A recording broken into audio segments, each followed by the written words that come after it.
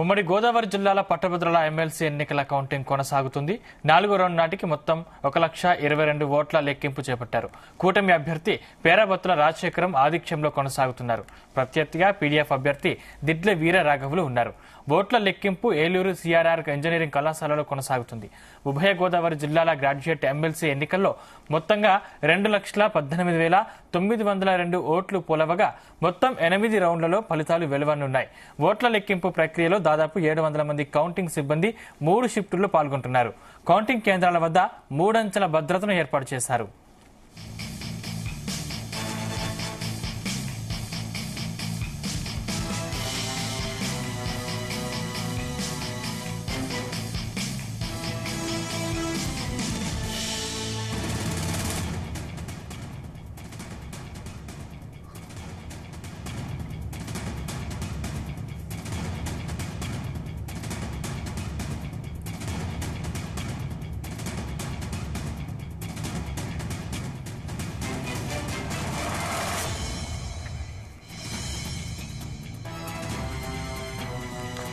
ఉమ్మడి గోదావరి జిల్లాల పట్టభద్రుల ఎమ్మెల్సీ ఎన్నికల కౌంటింగ్ కొనసాగుతోంది.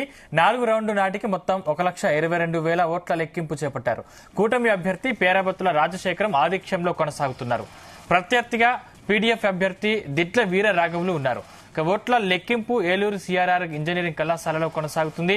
ఉభయ గోదావరి జిల్లాల గ్రాడ్యుయేట్ ఎమ్మెల్సీ ఎన్నికల్లో మొత్తంగా 2,18,902 ఓట్లు పోలవగా మొత్తం 8 రౌండ్లలో ఫలితాలు వెలువనున్నాయి. ఓట్ల లెక్కింపు ప్రక్రియలో దాదాపు 700 మంది కౌంటింగ్ సిబ్బంది 3 షిఫ్టుల్లో పాల్గొంటున్నారు.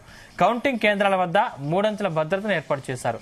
ఇదాంశానికి సంబంధించిన మరింత పూర్తి డీటెయిల్స్ మా ప్రతినిధి ప్రసాద్ అందిస్తారు. ప్రసాద్, సందీప్, ప్రస్తుతానికి సగం వరకు కూడా కౌంటింగ్ పూర్తయింది. అండ్ ఇవాళ మధ్యాహ్నానికల్లా ఫలితం వెల్లడయ్యే అవకాశం అయితే ఉంది. ఇప్పటి వరకు దాదాపు 1,00,000 పైగా ఓట్లు ఏదైతే వ్యాలిడ్ ఓట్లను లెక్కించిన క్రమంలో అంటే చూసినాక ఇప్పటికే 24 గంటలు దాటింది కౌంటింగ్ ప్రక్రియ ప్రారంభమై.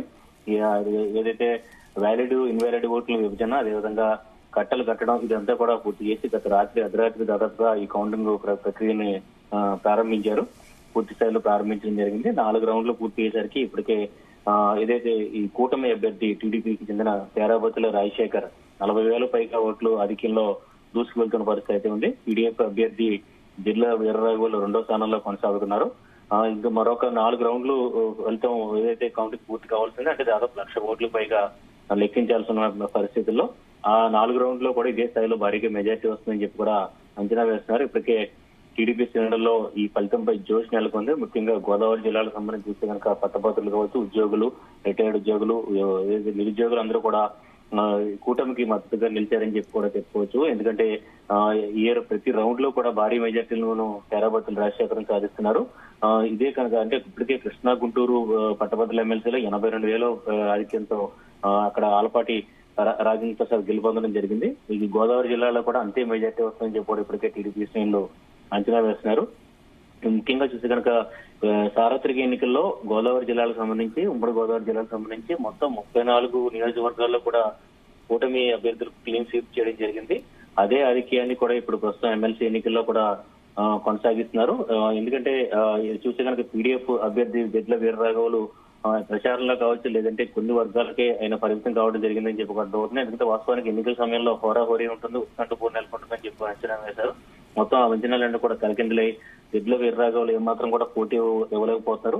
కేవలం వామపక్ష కార్మిక సంఘాలు కావచ్చు లేదంటే ఉపాధ్యాయ సంఘాలు వారికే పరిమితం కావడం జరిగింది తప్ప మిగతా వర్గాలను ఏమాత్రం ఆకట్టుకోలేకపోయారని చెప్పి కూడా అర్థమవుతుంది. అదేవిధంగా పేరాబత్తుల రాజశేఖర్ కూడా జెడ్పీటీసీ నుంచి ప్రారంభించి టీడీపీలో క్రమశిక్షణ కలిగిన నాయకుడిగా పనిచేస్తూ సీఎం చంద్రబాబుకి ప్రోగ్రామ్స్ కోఆర్డినేటర్ గా పనిచేసిన నేపథ్యంలో గత డిసెంబర్ లోనే పేరాబత్తుల రాజశేఖర్ ని ఏదైతే అభ్యర్థిగా ప్రకటించడం జరిగింది. అప్పటి నుంచి కూడా ఆయన ఈ ఓట్లను చేర్చడంలో కావచ్చు ఇటు మొత్తం 34 మంది ఎమ్మెల్యేలతో సమన్వయం చేసుకోవడం కావచ్చు వీటన్నిటిలో కూడా పేరాబత్తుల రాజశేఖర్ సక్సెస్ అయ్యారని చెప్పుకోవచ్చు.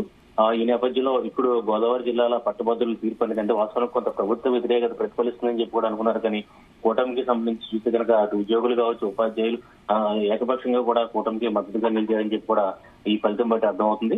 మరొక 4 రౌండ్ల ఫలితం చేయాల్సి ఉన్న నేపథ్యంలో మిగిలిన ఇండిపెండెంట్ అభ్యర్థులు కూడా ఏమాత్రం కూడా పోటీ ఇవ్వలేకపోయారు.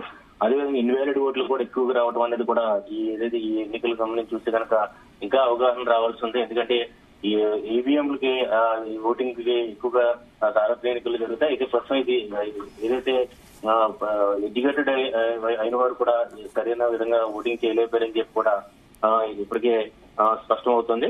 మొత్తం మీద ఈ తీర్పు అయితే ఇటు గోదావరి జిల్లాకు సంబంధించిన ఎమ్మెల్యేలు ఇటు టీడీపీ కావచ్చు, జనసేన కూడా ప్రత్యేకంగా ఇక్కడ ఏదైతే పార్లమెంట్ వారీగా కమిటీలు ఏర్పాటు చేసి ప్రత్యేకంగా రాజమండ్రిలో సమావేశం కూడా ఏర్పాటు చేసి ప్రచారంలో కూడా పాల్గొని కూటమి టీడీపీ అభ్యర్థికి అండగా నిలిచారు. అదే కనుక బీజేపీ శ్రేణులు కూడా ఏదైతే కేంద్ర మంత్రి శ్రీనివాస్ వర్మ స్వయంగా ఈ కరాబత్తుల రాజశేఖర్ నామినేషన్ కార్యక్రమంలో పాల్గొని మద్దతు ప్రకటించడం జరిగింది.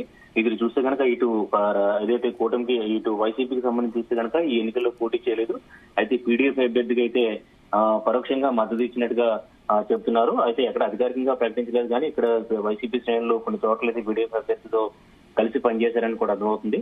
ఏదేమైనా ఈ గోదావరి జిల్లాలకు సంబంధించిన తీర్పు అంటే చాలా విభిన్నంగా ఉంటుంది, రాజకీయ చైతన్యంగా ఉంటుంది. కాబట్టి ఏకపక్షంగానే ఎలా అయితే సార్వత్రిక ఎన్నికల్లో మొత్తం 100% స్ట్రైక్ రేట్ తో 34 నియోజకవర్గాలను కూటమికి గెలిపించారు. అదే రకమైన వరవడి ఇప్పుడు ప్రస్తుతం పట్టభద్రులు కూడా కనిపిస్తుంది. అయితే దీని ప్రభుత్వ వ్యతిరేకత లేదు అనుకుంటా లేదని కూడా చెప్పడానికి లేదు. ఎందుకంటే కొన్ని వర్గాలకు వ్యతిరేకత అయితే ఉంది. సూపర్ 6 హామీలకు సంబంధించి కావచ్చు, ఉద్యోగులకు సంబంధించి కావచ్చు, సమస్యగా పరిష్కారం కావడం ఇవన్నీ కూడా ఉన్నాయి. కాకపోతే దాన్ని ఎక్కువగా పరిలో తీసుకోకుండా మరోసారి కూటమికి ఇటు అంటే ఇటు పట్టభద్రులు కావచ్చు, నిరుద్యోగులు కావచ్చు, ఇంకా కూటమి ప్రభుత్వంపై ఆశతోనే ఏదైతే అభ్యర్థికి ఏకపక్షంగా ఓటింగ్ చేసినట్టుగా తెలుస్తుంది. మొత్తం మీద మధ్యాహ్నానికల్లా పూర్తిస్థాయి తుది ఫలితం వెల్లడే అవకాశం ఉంటుంది. Thank you Prasad.